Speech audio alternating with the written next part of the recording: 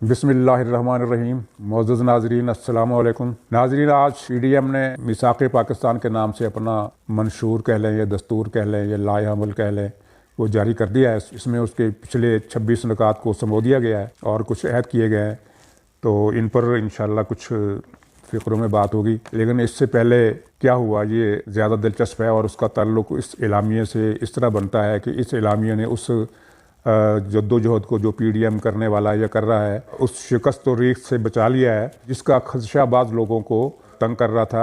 अगरचे मेरा ख्याल है कि ये खदशा इतना बड़ा नहीं था, लेकिन अगर कुछ दरार थी या कुछ गलत फहमी थी तो वो अब ख़त्म हो गई है और उसकी तफसील में भी आपको बताऊँगा।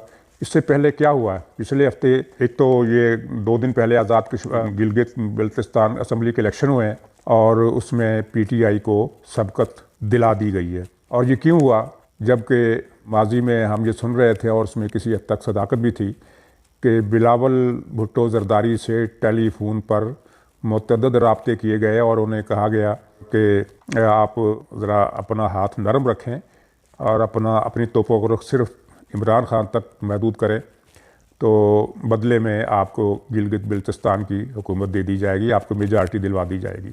ये बात बहुत फैली हुई है और इसमें बड़ी हद तक सेहत भी है। तो पीपल्स पार्टी ने भी यही मुनासिब समझा कि चलिए हमारी पीडीएम के जदोजहद पर तो फ़र्क नहीं पड़ेगा, तो ठीक है, हम अगर गिलगित में फुट वोट मिलता है तो हम इसमें खसारे का सौदा नहीं है। और ये बात मुस्लिम लीग नून के भी इल्म में थी।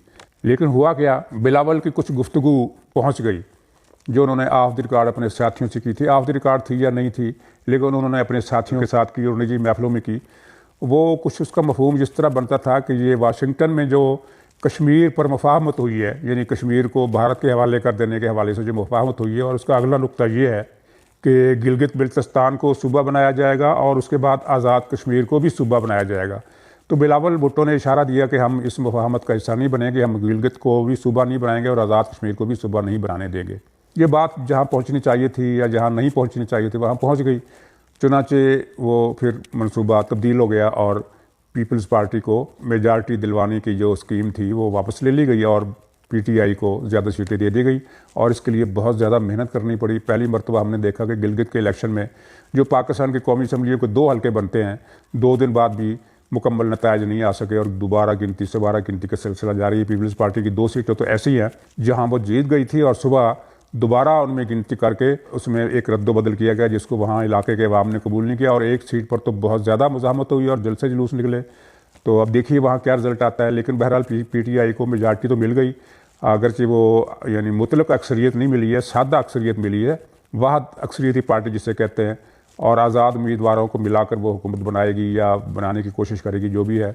लेकिन इसका नतीजा ये हुआ कि पीपल्स पार्टी अगर पीडीएम से कुछ दूर चली गई थी तो उसे पता चल गया कि उसके साथ जो वादे किए गए थे वो पूरे नहीं किए गए और ये पीपल्स पार्टी के साथ दूसरी मरतबा बल्कि तीसरी मरतबा ऐसा हुआ है।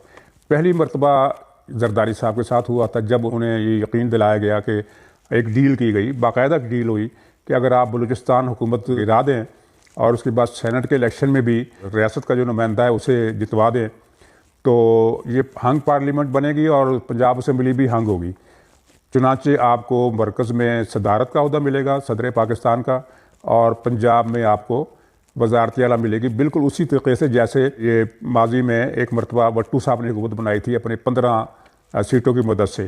तो नक्शा बिल्कुल वाज़ेह उनके सामने रखा गया कि पंजाब में पीटीआई के इतने होंगे, मुस्लिम लीग नून के इतने होंगे और पीटीआई को हुकूमत बनाने के लिए आपकी ज़रूरत पड़ेगी, आपके पास 15 या 20 या 25 सीटें आपको दिलवा देंगे, तो उसके बाद आपको वज़ारत आला आपके उम्मीदवार की होगी। तो जरदारी साहब इस भर्रे में आ गए। लेकिन जब वो मतलब निकल गया, सेनेट के इलेक्शन हो गए और बलूचिस्तान हुकूमत गिर गई, फिर कौमी इलेक्शन हुए, तो उसके बाद जरदारी साहब कालें ही करते रह गए, किसी ने उनकी काल नहीं उठाई।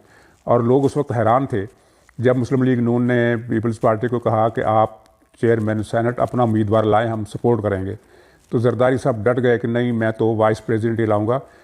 और ये दुनिया की तारीख में पहली मरतबा ऐसा हुआ कि किसी पार्टी ने मरकज़ी ओहदा लेने से इनकार किया हो। उसकी वजह यही थी कि वो वादा कर चुके थे, डील कर चुके थे और वादे की रूह से उन्हें सदारत मिलनी थी, पंजाब की वज़ारत आला मिलनी थी, तो इसके मुकाबले में चेयरमैन सेनेट के ओहदे की कोई ज़्यादा अहमियत नहीं रह जाती थी।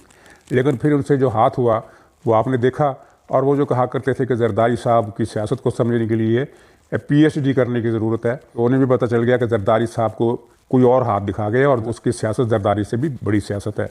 जरदारी साहब के साथ एक हाथ फिर हुआ जब ये सदर मुमलकत का इलेक्शन होना था, तो उस वक्त अपोजिशन की पार्टी उन्होंने से कहा कि चलिए कौमी असम्बली में तो जो हो गया सो हो गया, तो अब वजारत उज़्मा अगर हम कोशिश करें तो ले सकते हैं, सदारत के उम्मीदवार को वोट दे दें। लेकिन जरदारी साहब ने उधर माने, ना वजारत उज़्मा पर माने, ना सदारत पर माने। उनको फिर कुछ न कुछ यकीन दहानियाँ कराई गई थी, लेकिन उन यकीन दहानियों पर भी जुज़वी अमल हुआ, इस हद तक कि उन्हें जेल नहीं भेजा गया। लेकिन मुकदमात की तलवार उन पर इस तरह लटकी हुई है कि वो किसी वक्त भी चाहे उनको गिरफ़्तार कर सकते हैं, और जो भी मामला ये चलता रहेगा। इस सारे मामले का अब नतीजा ये हुआ है कि पीपल्स पार्टी को हतमी तौर पर समझ में आ गई है ये बात कि अब वादे पर एतबार नहीं करना। चुनाचे ये एक इसमें से ये ब्लेसिंग इन डिसगाइज ये हुआ है कि वो अब पूरे शर सदर के साथ, पूरे इत्मीनान क़ल्ब के साथ, पूरे सुकून और तसल्ली और यकीन के साथ वो PDM का हिस्सा बनकर अपना किरदार अदा करेंगे, जिसका पहला जलसा इस ऐलान के बाद जो पहला जलसा है वो कल ये हो रहा है मानसेरा में। तो अगरचे सूबाई हुकूमत ने ऐलान किया है कि हम जलसा नहीं करने देंगे, तो देखिए कि इस जलसे के साथ क्या सलूक होता है। बहरहाल जलसा हो या ना हो, अपोजिशन ने यह तय किया है कि वो जलसे भी करेगी, मुजाहरे भी करेगी, एहतजाज भी करेगी, और कोरोना की आड़ में जो हुकूमत ने पाबंदी लगाई है उसको नहीं मानेगी। PDM ने ये ऐलान भी कर दिया है कि गिलगित बल्तिस्तान के जो इलेक्शन हैं उनके नताइज को हम मुस्तरद करते हैं। ये भी बड़ी बात है। गिलगित के नताइज पहली मरतबा पाकिस्तान में मुतनाज़े हुए हैं और ये कोई अच्छे आसार नहीं हैं।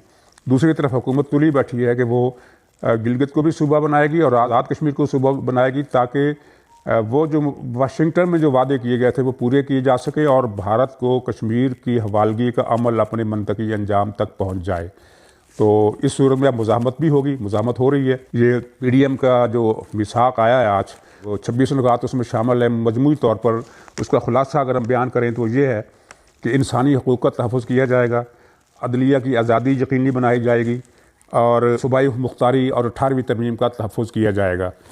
आज़ादाना इलेक्शन का मुतालबा किया जाएगा और आज़ादाना इलेक्शन कराने तक बात हम वापस नहीं लेंगे, अपनी जद्दोजहद को, अपने ऐलान को वापस नहीं लेंगे। और ये जद्दोजहद आज़ादाना, मुनसिफाना, गैर जानबदाराना और बिला मुदाखलत के इलेक्शन होने चाहिए। तो अगर इन नकात को हम देखें तो इसमें हम ये दो बातें हमें समझ में आती हैं कि ये मिसाक़ पाकिस्तान इमरान गवर्नमेंट के ख़िलाफ़ कोई ऐलान नहीं है, ये उस शिकंजे के ख़िलाफ़ एक जद्दोजहद का ऐलान है और अहद है उस शिकंजे को ख़त्म करने का या उसकी गिरफ्त ढीली करने का जो तवील अरसे से हमारा मुक़द्दर बनी हुई है। यानी ये एक इनकलाबी जद्दोजहद है। किसी हुकूमत का ख़त्म करना, किसी चेहरे को एक सीट से उठा देना, ये एक वक्ती हदफ हो सकता है, लेकिन PDM का हदफ जो है वो तवीलुल मियाद है और मुस्तकिल बुनियादों पर तब्दीली का एक आगाज़ है।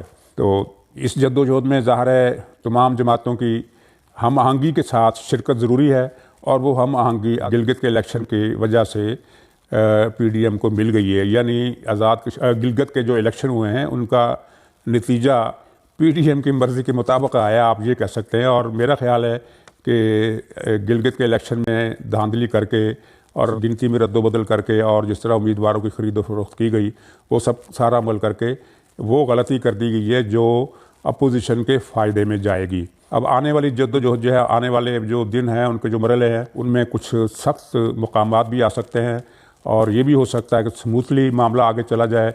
ये तो तय है कि PDM की जद्दोजहद अभी शुरू भी नहीं हुई कि निज़ाम पैनिक में है और निज़ाम घबराया हुआ है और उसकी नर्वसनेस के मुजाहरे हम देख रहे हैं। ये जलसे जुलूस का सिलसिला आगे बढ़ा तो ये इस घबराहट में इजाफा होगा और निज़ाम कमज़ोर होगा और ये स्टेटस को के लिए भी फैसला कुल लम्हात हैं। चुनांचे देखिए, ये अब नवंबर के 15 दिन हैं और उसके बाद दिसंबर के 2 हफ्ते बहुत अहम और फैसला कुन हो सकते हैं। तसादुम भी हो सकता है और मुसालियत भी हो सकती है। अल्लाह ताला खैर करे। बस इसी बात पर मैं अपनी मरूज़ात को ख़त्म करता हूँ। खुदा हाफिज़।